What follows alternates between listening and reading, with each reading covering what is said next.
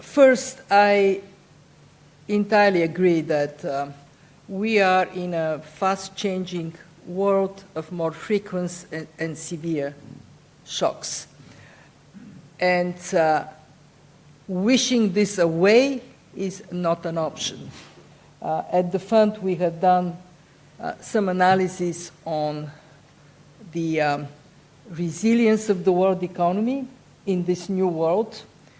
Good news is that we actually have proven to be remarkably resilient. If you think of the events that have occurred since the pandemic and the magnitude of these events, the fact that we have, yes, somewhat underwhelming global growth, but still, even in post-tariffs, 2.8%, we are not predicting a recession.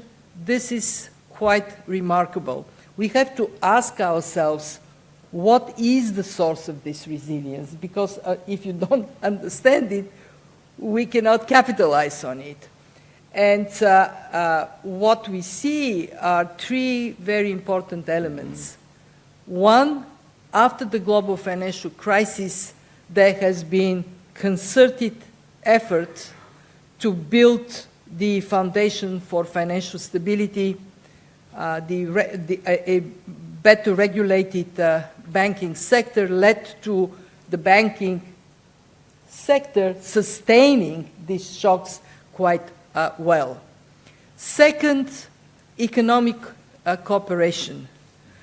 We have built fora where policymakers, especially finance ministers and central bank governors, can compare notes, and at the time of uncertainty, the value of this is so high. And then, of course, we have institutions globally like the IMF, within Europe, the European Commission, that provide the analytical underpinning for that comparing notes that takes place. And third, we have seen the power of innovation, especially the role of the private sector in adapting quickly to changing circumstances, how much that helps. Now, we have to be careful because, yes, the banking sector has been quite resilient, but now around 50% of money goes through the non-banking financial institutions. They're much less regulated. How do we deal with this? It's a topic that we are trying to wrestle with. Second, in a more fragmented world, there is a risk that this global cooperation that has helped us to be more effective, more agile, more adaptable, may be dented. And I can tell you, as the head of the IMF, I take it as a huge responsibility for us at the fund to keep our membership together, 191 countries, and concentrate on our mandate, which is macroeconomic and financial stability, growth and employment, keep politics where it belongs. Foreign affairs discussions, UN, not an easy task, but obviously a task I count on you to support us to do. And the third thing that I see as highly concerning is that the speed with which other trends take place at a time when a shock concentrates our attention on one thing may leave us somewhat discoordinated. Let me explain. Today we are all focused on tariffs. Well, while we focus on tariffs, climate cooperation is weakening, but climate change is accelerating. While we focus on tariffs, digital money, crypto, is picking up speed, and we are not quite on top of this development. While we are concentrating on tariffs, we see a world of more frequent and severe conflicts. We have Ukraine here, a war that should have never started, and we don't yet quite know when it is going to end. So my point is that we have to accept a reality of the unthinkable happening time and again.